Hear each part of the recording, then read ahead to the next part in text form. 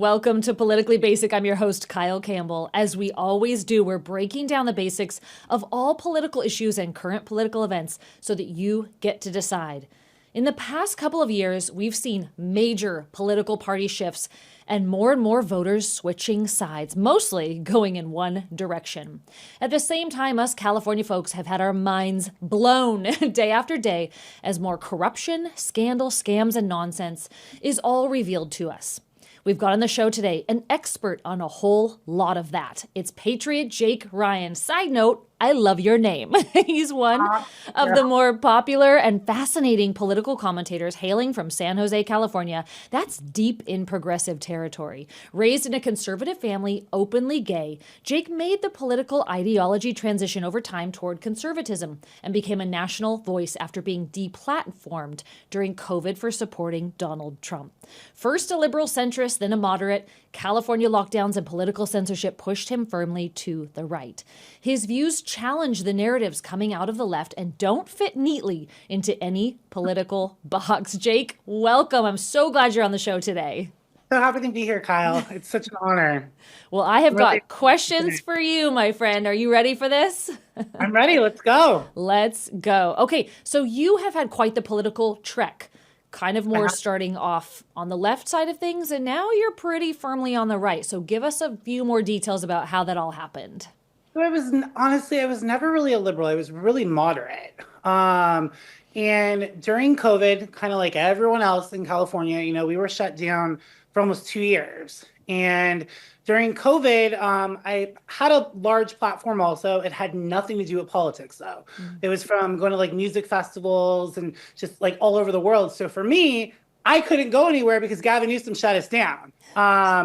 And during that time, I started posting a lot more about Trump. And I voted for Trump all 3 times. But during that time, I was like, I want to start posting some political content, seeing how this goes. And Instagram would just shadow ban me. I mean, I had 110,000 followers. And like at that point, I wasn't doing videos. It was more like just posting stuff on my stories. And I used to get anywhere from like 5,000 to like 10,000 views on my stories. I was getting less than 1,500 views. And I was like, what is going on? And over time, I'm like, okay, they're shadow banning. And then at the end of 2020, my account was taken down. I didn't get a warning, nothing. And my good friend who worked at Meta at the time, I was like, hey, can you get my account back? So he got it back. And probably like 5 months later, same thing. My account was taken down, but he couldn't get it back. And at that point, I was like, like the fact that they were silencing me just for an opinion really just woke me up. I mean, I will be 100% honest with you. I was one of those crazy people that was out there protesting for George Floyd. And the crazy thing about the whole situation is at the time, my brother was a cop. Wow. So I have seen some interesting things at these protests. And like with everything going on in Minnesota right now, and I've said it since day one, I was like, this is literally BLM part 2. Yeah. And it's sad because it's like these people don't really think of what they're doing. They're just out there because either they're getting paid, they don't have jobs, or, they just are out there being crazy.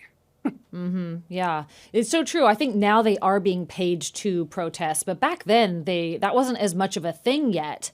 And wow, George Floyd's death just sure kicked off everyone's feeling very free to run out into the street and cause a lot of chaos. So you got shadow banned, you got shut down, you got it back, you got shut down again. How did you kind of arrive where you are today? I mean, you have a really healthy and growing following, and people are highly interested in what you have to say. Was that just by staying consistent and continuing to grow your content, or did something else happen to really just strike a chord with people and your content and what you're talking about? So it actually is pretty recent, to be honest with you.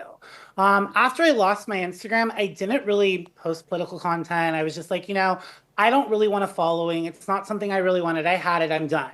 And then last year, in 2023, I was working for a design firm and they let me go because they said I wasn't doing my job, but they let me go because they hired someone at a lower rate. So there was probably like 7 months where I wasn't working. And I was never a TikTok person. And then I went on TikTok. This was probably at the beginning of 2024. Started posting some videos. They started going viral. And I'm like, okay. And then in May of 2024, I went to Turning Point San Francisco. And that's kind of where it just blew up. At that event, it was Charlie Kirk. And then the guest was Riley Gaines. And being at that event and just like getting hate from like liberals, like they didn't even know who I was. And they're like, you're wearing a Trump hat. You're a horrible person. And there was this one girl, or I don't even know if it was a girl. I don't know what it was. A guy. I honestly don't know what the person was. But the person was very vile. I mean, they started attacking Charlie Kirk and Riley Gaines like back and forth, calling him every name in the book. And then when this person came off the podium, they came to me, I cannot believe you're here supporting Trump and Charlie Kirk. And I was like, why? What's the reason behind why can't? Well, they're against the gays, and I'm like, really? I was like, name one thing I've lost since Trump has been in office, and let's go back to 2016 when he first time being president. I haven't lost anything. That video went viral because I had someone film it, and I think I got like 12,000 followers from that on TikTok, and I think the video reached like 10 million views. And then I started posting more on TikTok. I started growing, and I was like, you know what? Let's post on Instagram. Let's see how this works, because up until then, Instagram and Meta were very, very left, as we know. Like Mark Zuckerberg even came out and said that, like the Biden administration paid him off. So I started posting on there. Everything started going viral, and I'm like, wow, okay, like let's do this. Like if we're really gonna do this, let's do it across all the platforms. So then I started getting a little. I think at that point, after the Charlie Kirk event, I think I was at like 10,000. And then by July, so the event was in May, I think I hit like 40,000. So I jumped like pretty quickly, like $30,000 on Instagram. I think at that point I was like on TikTok 4 because I got banned on TikTok. Like the problem with TikTok is like I have tried to do everything, but everything I say, they censor me, they ban me, etc. And at that point, I wasn't really focused on TikTok because I knew I would get banned. I mean, the most followers I ever had on TikTok was like 75,000. And as of right now, I have 2 TikToks. One is at like 11,000, which currently has a ban on it. And then my new one, which I started like 3 weeks ago, is almost at 10,000. No bans ever since TikTok was purchased by Oracle. So I just started posting constantly, started engaging, and then, and I think honestly, the thing that kind of made me explode was when Charlie Kirk was assassinated. Because you had to hear from me that Charlie Kirk was not homophobic. You had to hear from me that Charlie Kirk was not racist. You had all these narratives that people were posting about him, but they wouldn't post the full video. They would post like 2 seconds, like, oh, well, he doesn't want to fly on a plane with a black man. No, he doesn't want to fly on a plane for someone who is not fit for the job. Like in the past year, I was able to meet Charlie Kirk 3 times before his assassination. And actually now I work with Turning Point. But, there was videos where like, well, how can you support Charlie Kirk? Like, I can't believe you're standing for this man. He doesn't like the gays, da-da-da. And I'm like, he has never once came out and said he does not like gay people. Now he is a Christian. His values might not agree with having 2 men in a bed or 2 women in a bed, but it doesn't mean he hates anyone. Like I don't need to know who's in your bed. You don't need to know who's in my bed. And that's the biggest problem when it comes to the left is they're so focused on these ideologies that they think make a person. And in reality, I think that's why there's so many gay men and women, even trans people, who have switched over to the right because they're tired of being a political pawn. Most people want to be left alone. Yeah, you're so right. Well, do you think, though, being gay, that there is an expectation from the left? Really, it's the Democrats who tend to believe and expect that certain people should vote a certain way. Do you think that was your experience? I mean, it sounds like there was definitely an expectation that you would be against a Charlie Kirk or against a Riley Gaines. And her whole platform is, of course, like keeping biological males out of women's sports, which has gotten a lot of traction, of course, with all the way up to the Supreme Court. And it's just like, it's amazing that that's even a question that we're grappling with in our culture right now. But do you think that you felt that? I mean, you told me you grew up in a conservative family, that they were always supportive of you and your coming out experience to them, which is so great to hear. But did you find that consistently throughout your growing up and into your adult years that you were expected to vote and align with the Democrat Party because you were gay and only because you were gay? It's funny that you say that because, and I was actually having a talk with one of my best friends recently, and she's Christian. She is a die-hard conservative, and we've been friends for like 15 years, you know? She's always been my friend. She's never judged me. She's never looked at me any sideways. And honestly, I told her, I was like, I feel like I had a harder time coming out as a gay conservative as a gay man. Oh, wow. Yeah. I get so much hate from the left. And don't get me wrong, there are some super far right people that have said stuff to me, but it's like, I'm not going to be everyone's cup of tea. That no one is everyone's cup of tea, and I respect that. You know, if you're a good person, I respect you.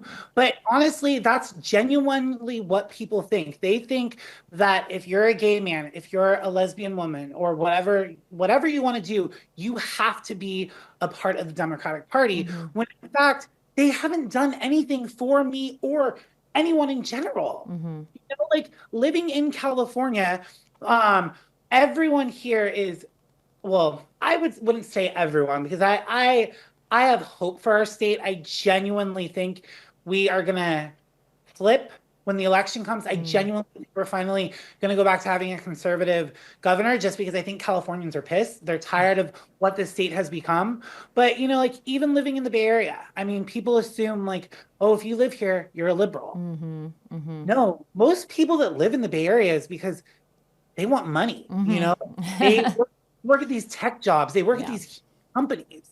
You know, like I have a friend who lives in San Francisco in a high rise, and I ask them every day, the amount of money you are paying to live in that high rise, you can live in a home somewhere. Oh, well, close to my job. And I'm like, yeah, I could never live there. These liberal cities like LA and like San Francisco are the downfall of California. Yeah, absolutely. And they want to build more. I mean, that's it's crazy. The frightening part. You said something really interesting. I want to go back for 1 second because it jogged something in my mind. And that is, you know, you were saying, well, what has the Democrat Party done for me, you know, as a gay man? I mean, I'm just super curious if the Democrats have ever promised to do anything for the gay community. I mean, what would they have done? I personally don't think they've done anything. You know, like their whole thing is like first of all, when Kamala Harris ran for president, honestly, like I will be 100% honest with you. I was pretty shocked Trump would not win, honestly, to be hands down. When he won, they announced it, my mouth dropped just because of how delusional people are in this country. But at the end of the day, Kamala Harris ran on two things. She ran on ideologies and abortion, okay? Nobody cares about your ideology, okay? And most people are pro-life, you know? They don't want people to be murdered, you know? And I genuinely think, like, that's the kind of stuff they like to run on. You know, Democrats like to run on these things, then they think people care when the normal person wants to be able to afford groceries. They want to be able to buy a house, you know? Like, it's crazy that people in their 30s cannot afford homes these days. Well, it's almost like they're looking at you as this different subsection, like almost like a different class. But you guys aren't. You're Americans, you're people, you're Californians. You have the same, you know, desires as everyone else. You have the same, you know, bills you have to pay. You want a good life. You want to be able to afford to buy a home and live where you choose to live. And it seems that they maybe are confused that they have to section the gay community out and say like, well, you can't like Trump because he doesn't like gay people. And I disagree with that, but they don't have any proof of that. But also say like, well, stick with us. You know, we're going to look out for you. We're going to make sure your rights aren't taken away. And it's so refreshing to hear from you because I can just ask you flat out, what are they talking about? Like, what in the world are they talking about? What are you at risk of losing? What are they going to give you or promise you? How are they protecting you? I mean, when you wanted to leave the party, they certainly didn't throw you a parade on the way out.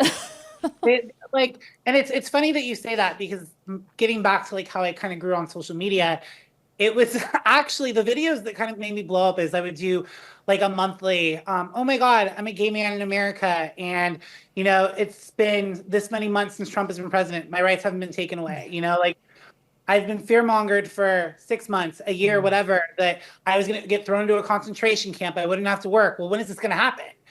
So I think a lot of people connected with that. So that's one of the main reasons I started getting a following because of those types of videos.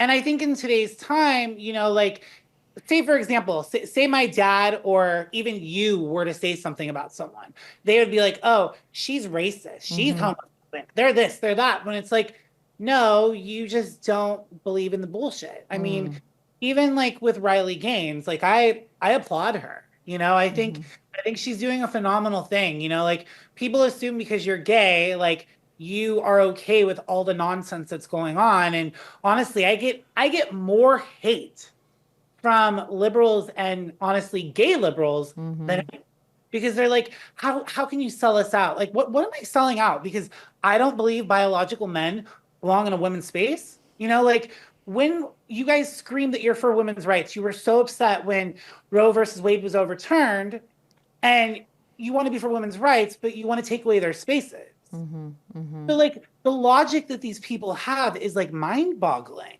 Like you can't scream you're for women's rights when you want to take away their own spaces. And, like I have trans friends and they're actually very conservative and they know, they will tell you, I know I'm not a woman. I know I'm not a man, Then you have these people like unhinged people like Lily Tino. Do you know who that is? No. Explain to everybody what you're talking about there.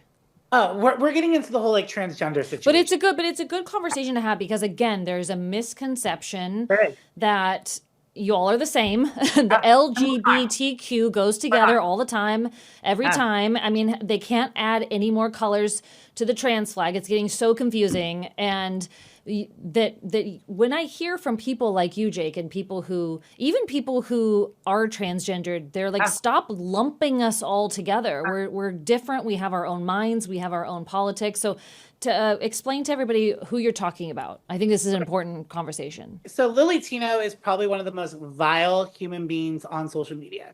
Lily Tino, his name is Nick Contino. He has a huge platform on TikTok, and what he does is he'll go to Disneyland and basically, like this one video that he posted is vile. He has a hot dog, slices it down the middle, pours ketchup on it. He's like, this is what's going to happen to me. So he'll post stuff like on that, and it's crazy because it's like there's trans people who have done all the surgeries. They don't talk about it. It's no one's business, and they're presentable. If you don't want someone to upset you because whatever you want to call yourself, he, she, they, them, whatever you want to call yourself, present as what you are. Like if you want to present as a woman, be a woman, but dress like a woman, get the surgeries, make yourself feminine. Just because you have long hair doesn't make you a woman. At the end of the day, you will never be a woman in general. So at least if you're going to try to do it, at least present, during COVID, and Jeffree Star said this best. There's actually an interview that Jeffree Star said during COVID. And he said during COVID, people were bored. So what they started doing was they started lumping us all together because they assumed we were all the same, when in reality, lesbian, gay, and bisexual are sexual orientation. Transgender is something you identify as, okay? I don't identify as a gay man. I am a gay man. It's my sexual orientation. Versus like you have these trans people who they think they're a woman, they think they're a man, or you have these people that call them like they, thems, which honestly in the gay community, I don't understand any of it. Every week there's like something new. Like I'm in a conservative gay group chat, and I like posted something and they were like, did you not hear they added on like more letters? And I'm like, more letters? I was like, there's already like 500 of them. They've lost people. They've lost public support because they've gone too far. And it's really great to hear your thoughts on this, Jake, because this is the kind of truth that we need to understand. Okay. We need to understand that, like, you guys have your own, yes, you have your own ways. You kind of have your own culture at this point, being gay in America in this day and age, but people misunderstand you so much. And right now there seems to be a real confusion over especially particularly trans surgeries and medications for minors. Now, Gavin Newsom, who we both live in California, we're two California kids. So this kind of hits us a little bit different. These are our kids. And he says we need more trans kids here. A lot of the legislation and the policy that is put forward in the state, especially recently, has to do with children and their ability to make changes, like change your sexual marker or your identity on birth certificates or documentation.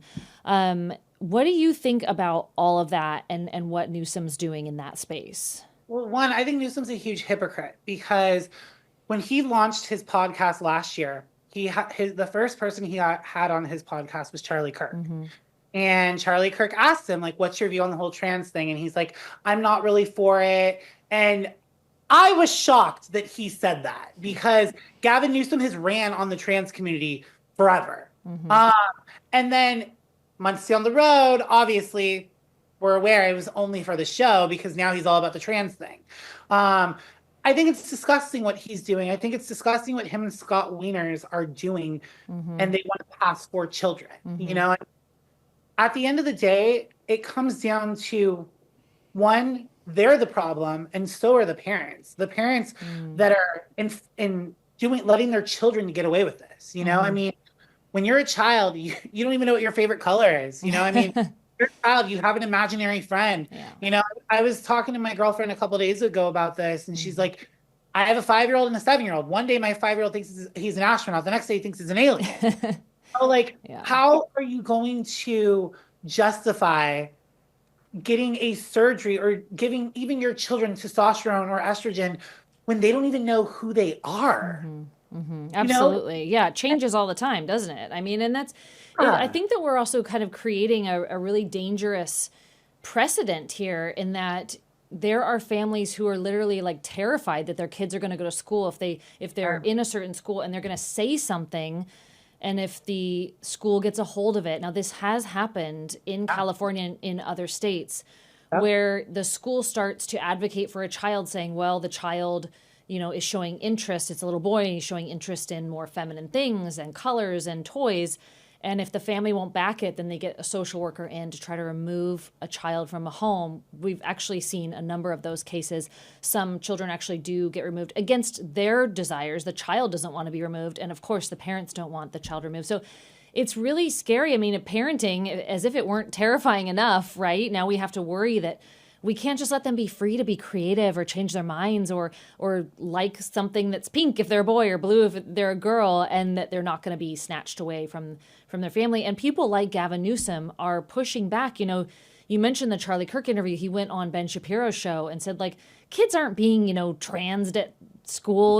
They're not being transitioned at school. Parents don't drop them off and as a boy and pick them up and they're a girl. And Ben Shapiro's like, well, sometimes that's happening. Like, it's not as insane as it sounds when somebody like Gavin Newsom throws it out there. There are efforts happening like that. So it's pretty wild to hear, but he's all over the place. So he doesn't, I think he just blows with the wind and whatever is most popular.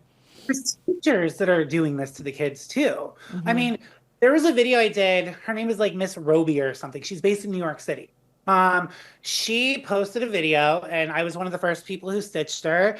And she was like, kids come to me and tell me they're trans, their pronouns are they, them. These are like 6 and 7-year-old kids. Like when I was 6 and 7, I didn't even know what I was doing. Right. Like kids have this thought process. Yeah. And the sick part about like teachers like this is they don't tell the parents. And she even said in one of her like TikToks, she was like, I only tell the parents if the child is okay with it.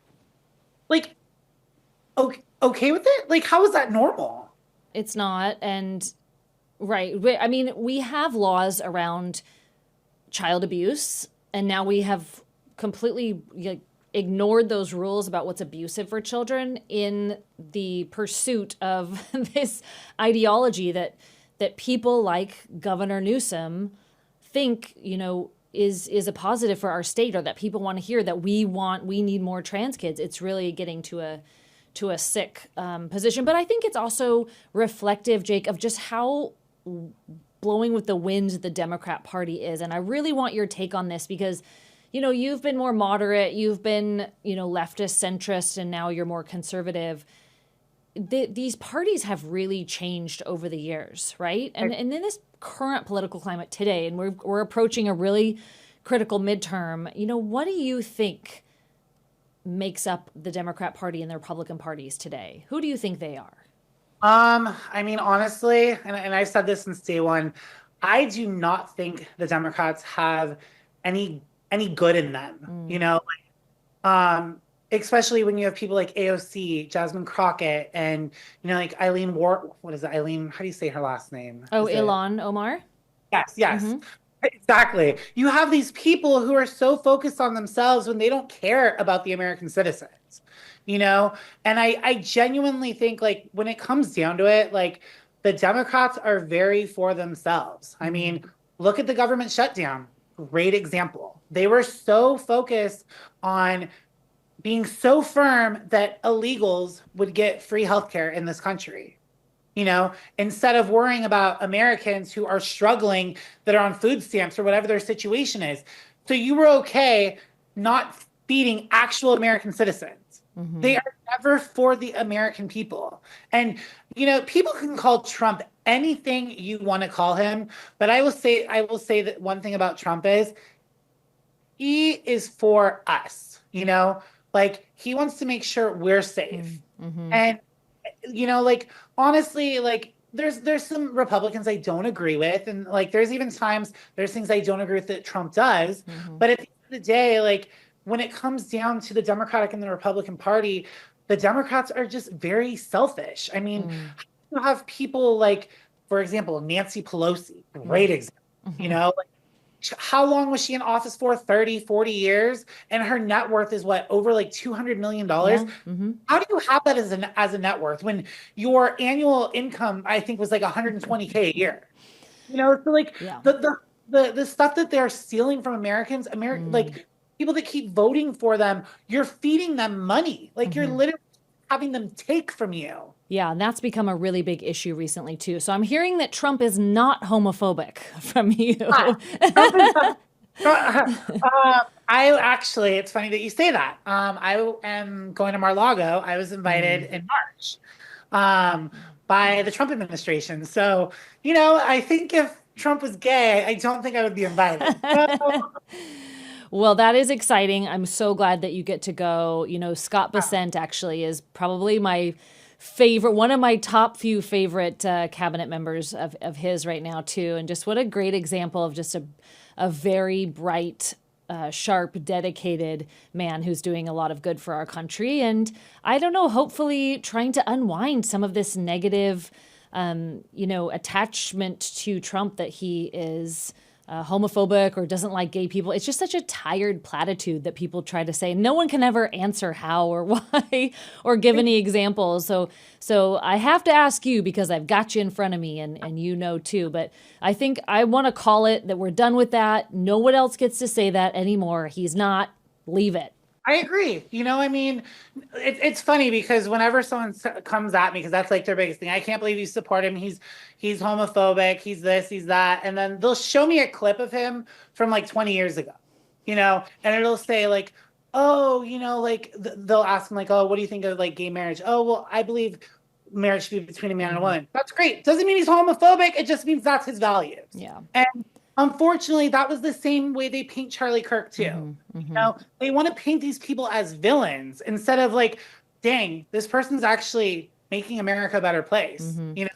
I saw the Melania movie last night. Oh yeah. Phenomenal. And it was so funny because you got to see him like in his like fun era when he's like laughing and just being like Trump. And during like the movie, he's like, okay, so what time do I get to make America great again? Like, I'm done with all these walls. Like, what time do I get to make America great again?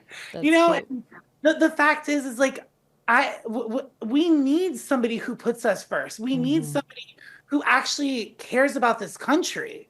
And the fact that he has such a good cabinet, and then we have JD, like, I think we are in for a phenomenal, like, I honestly hope we do not ever have a Democrat in office ever again.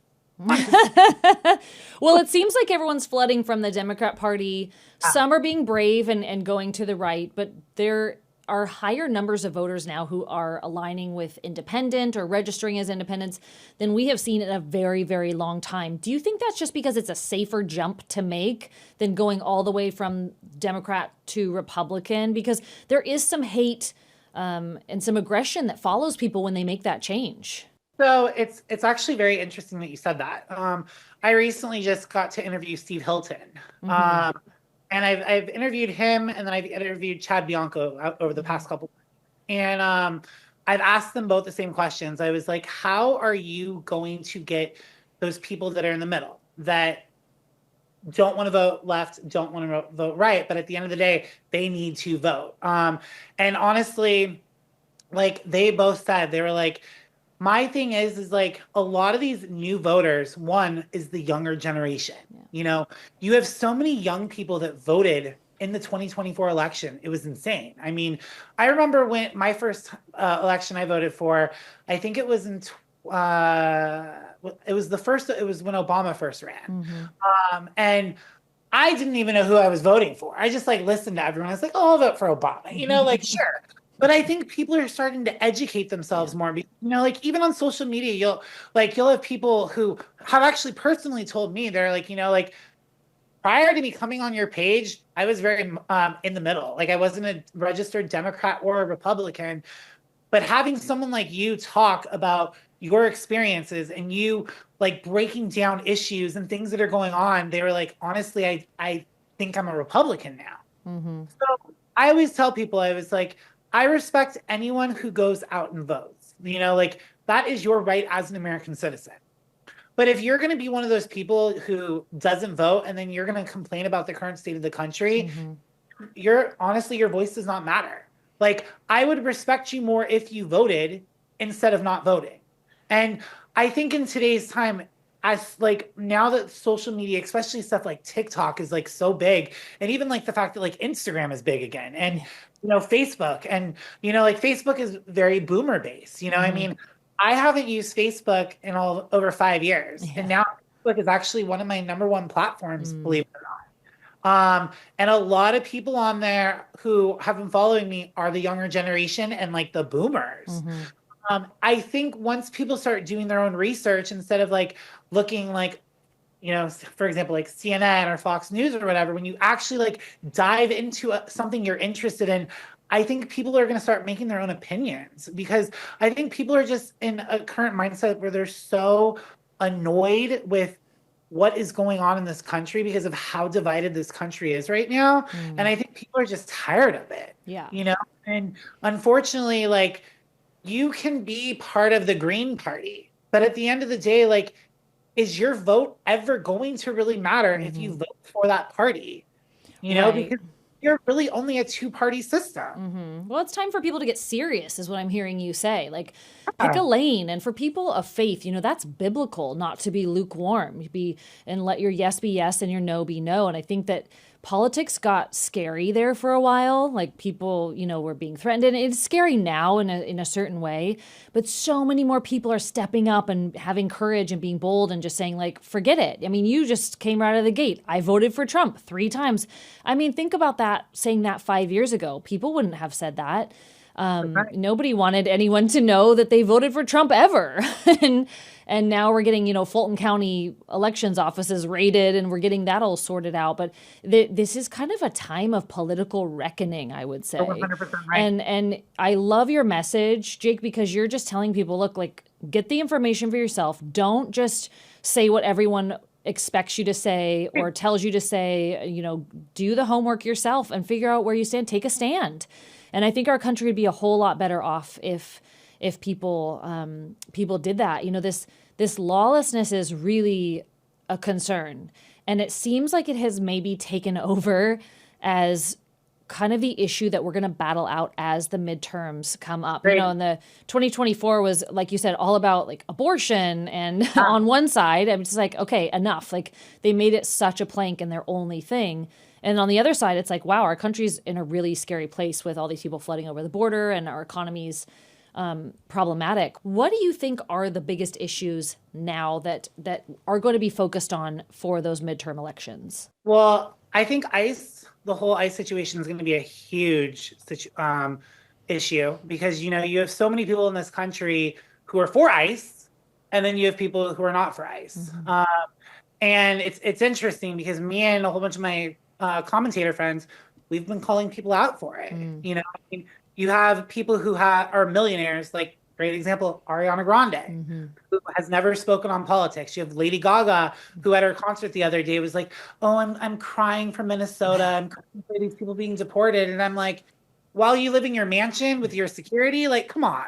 So, like and even there's a lot of influencers who never speak on politics. And all of a sudden, everyone wants to speak on what's going on because it's performative activism. So, unfortunately, I think it's going to work against us because, all these people who are like, oh, the Republicans are so bad. They're this, they're that.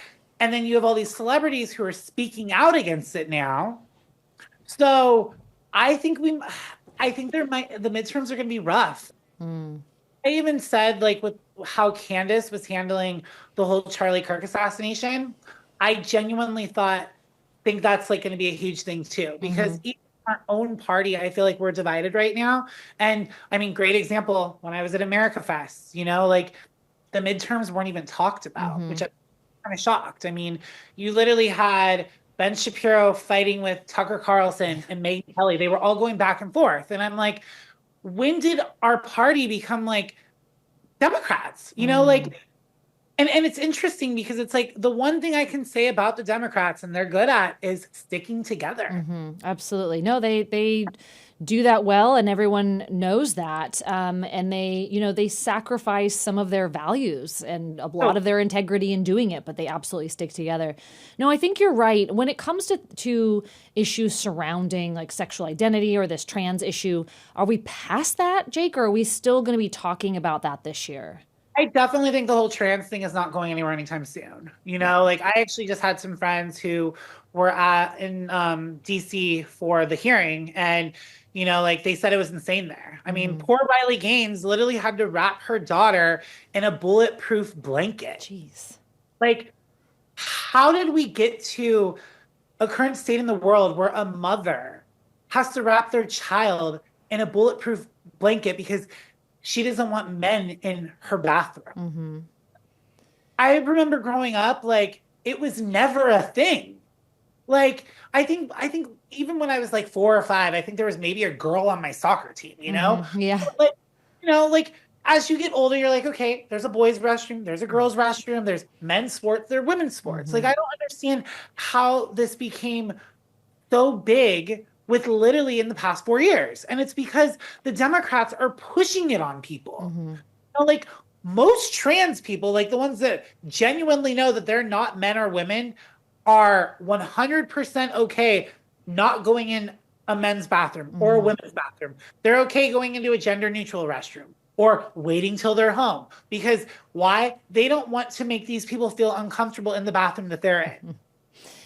And then you have people like Lily Tino, who looks like a full dude who walks in the restroom and films himself at Disneyland. Yeah. And unfortunately, I think because of all the hate these people have for Donald Trump, I don't think those issues are going to go away anytime soon. Because he is the president that, signed off biological men are not allowed to face this. So, and they think he's transphobic, but Blair White is one of his biggest supporters. Yeah. No, I think that the Democrats have to find something to be outraged about. They have to find an oppressed group to protect, to fight for, and they're addicted to that, right? And if there isn't a next group, they'll just generate one. And it's been shocking to watch that go from, it's gone from Black people to gay people to trans people to illegal immigrants to criminal illegal immigrants. It's like, what's next? How many more levels are we going to get through of people who you believe are marginalized and oppressed and you liberal white women need to go fight for? I mean, it's just incredible. I don't know where they're going next, I guess. I love to predict the future, Jake. I'd love to hear where you think they're going to go next, but I'm not sure there are too many levels beyond rapist, murderer, drug dealer, criminal, illegal aliens. They've lost it at this point. I mean, as of yesterday, I don't want to hear anyone say ICE, and I will tell you why. Mm. And I'm very passionate about this. As of yesterday, I lost respect for every liberal in this country. Mm. I came across a video of a dog that someone spray painted ice on. Oh. My, Oh no. I have two dogs myself. I'm a huge animal lover. Yet when I and I know these people are crazy, like it's known. I mean, honestly, that's why Trump is reopening insane asylums and mental institutions. But when I saw that video of Mm. that dog being spray painted with ice, Mm. and like the girl that was recording it, yeah, like it's sad, but we're still with ice. I'm like, are you kidding me? An Yeah, animal, that's an bad. animal that is here to love you. Like that really just like put me overboard. Hmm. I don't have respect for any of them anymore.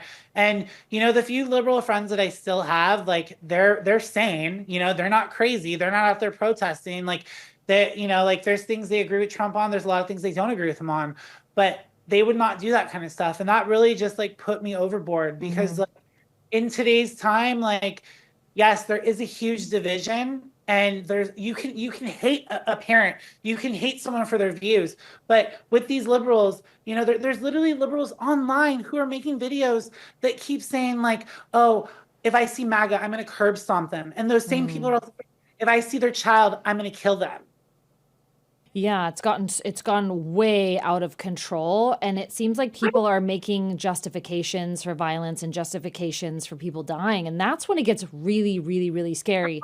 And Charlie was the tipping point for us in that people justified his death. Well, he shouldn't have said what he said, or he shouldn't have supported Trump, or he was racist, or he was this, or he was that. So in their minds, they made it okay, and it's just been a slippery slope from there, and it's really disturbing to see.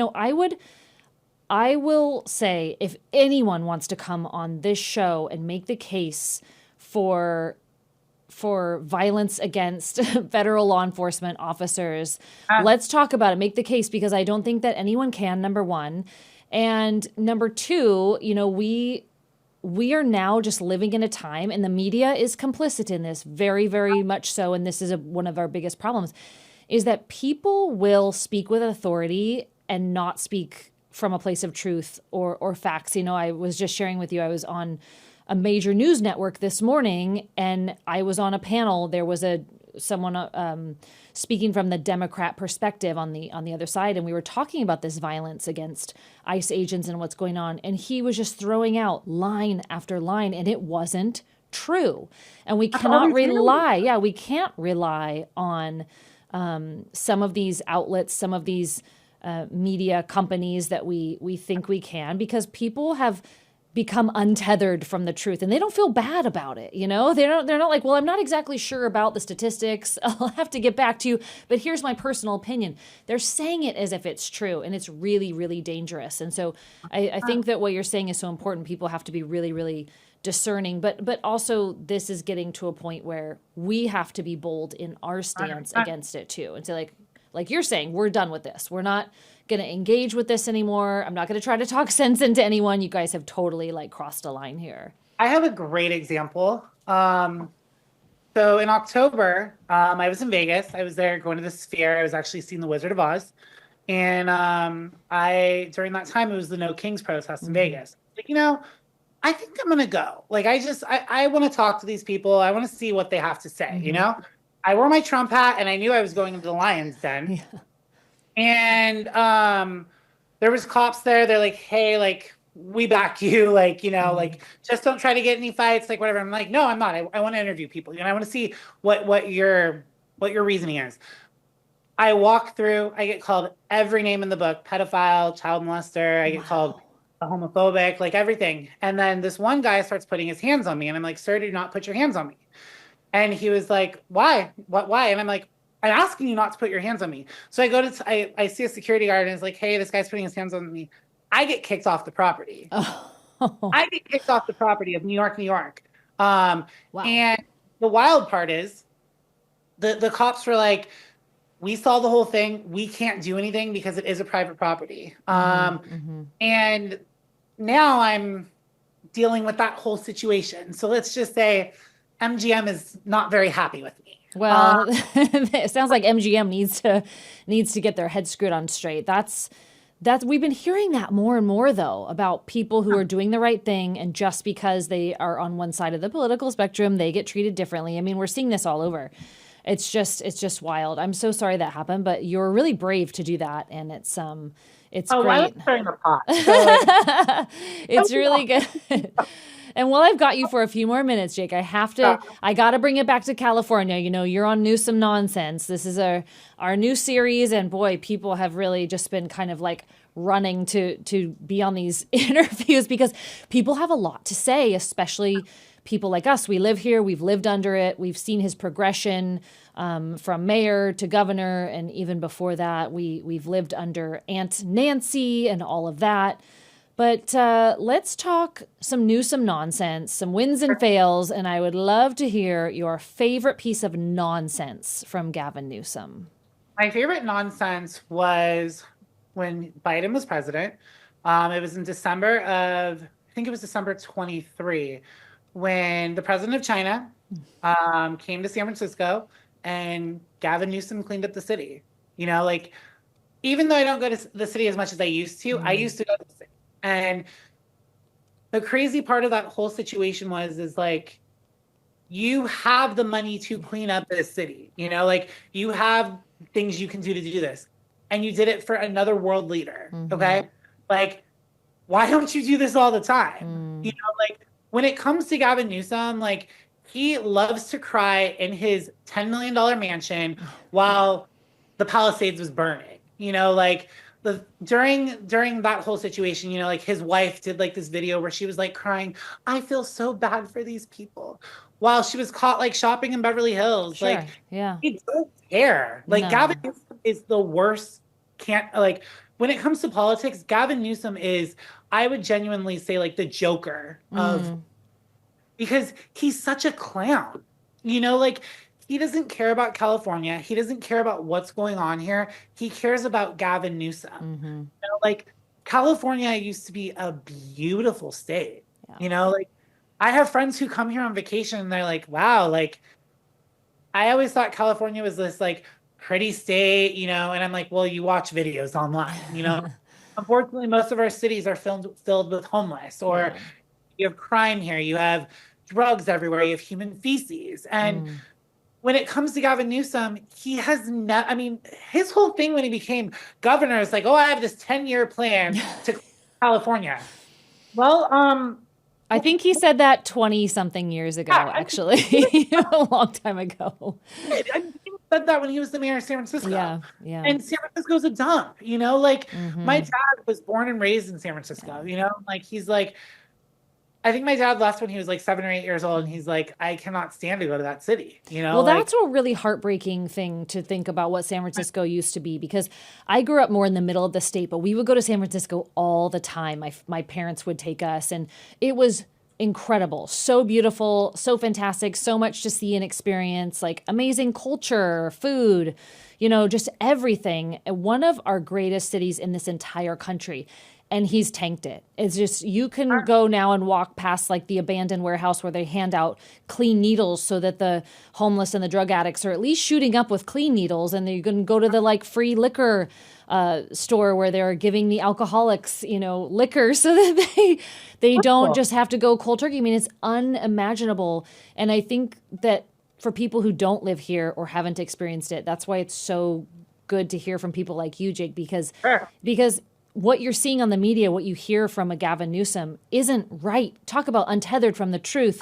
He has no problem just saying the exact 180 opposite of whatever is happening. Like, oh yeah, things are going great in the Palisades. Look at all these permits we're issuing. Look at it. And no, it's a total wasteland nightmare still. Like, everything is going in the wrong direction. So that was the cleanup before Xi came was so offensive to everyone here, not only because of what you said, we knew they could do it. They did it in like 2 days. We don't know where those people went. That was the other thing that was highly concerning, was like, you talk about wanting to serve a homeless population. Where are they? Are they okay? Did you stick them on a bus and send them to another state? Like, the whole thing was just awful, and he just covered it up and won't speak about it. So I think that's an excellent piece of nonsense. And now I'm going to throw a curveball at you. Are you ready? No. What has Newsom done to benefit the state of California in his 6 years of leadership as governor? What has he done? God, I don't even Tell know. us one good thing he's done. God, that's really hard because I mean, as a California resident, I don't think he's done anything good. I mean, our school systems are trash. Our cities are falling apart. Yeah, I genuinely can say I don't know of one thing he's done that's good. Actually, let's be honest. I do. He throws good parties. Let's be honest. The man can throw a good party. There you go. There you go. He is completely unbothered. He was unbothered during COVID. He threw a heck of a dinner party. And the funny thing is, I've actually been to one of his parties. Have you really? I have. Yeah.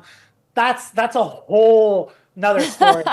It's not even my story to tell, but the man can throw a party, and he's a very vile man. I will say that. Well, when I have you on the next time, Jake, you'll tell us that story. What do you think of Newsom as a potential presidential candidate? I hope it doesn't happen, honestly. I think if anyone in their right mind votes for that man after what he did to California for the 2 years during COVID, like, they would be delusional. Yeah. You know, like, and on what he's done to California as governor and just even mayor of San Francisco, he has not done anything for this state.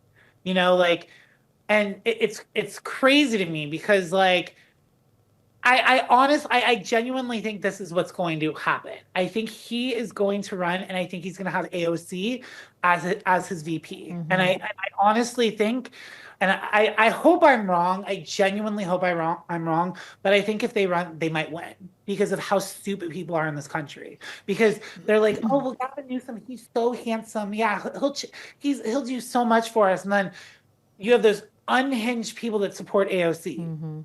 Yeah. And unfortunately, I mean, look at the people that voted for Biden.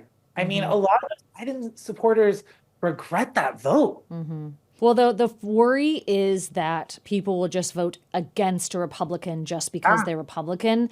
And if that's what you're left with, you know, a Gavin Newsom, you might as well just move to a third world country, because that is what we experience here. That is what you will see happen all across this beautiful, beautiful, special, wonderful nation, is he will turn it into exactly what he's done here in the state of California. He'll ruin it, and that would be absolutely devastating. So, well, Jake, I want to have you back on the show again. We just scratched the surface here, but I loved talking with you. And thank you for just being so open and fielding these really candid questions. Thank you for your heart and just how much you love this country and the people in it. And I'm just super grateful for you. And I hope that you'll join me again on the show someday. Yes, I will. Definitely reach out for sure. I enjoyed it. Thank you, sir. And thank you all for joining us on this episode of Politically Basic. We're committed to breaking down the basics so that you get to decide. Be sure to check us out at politicallybasic.com and follow us at Politically Basic across all socials so you don't miss an episode. And we will see you next time.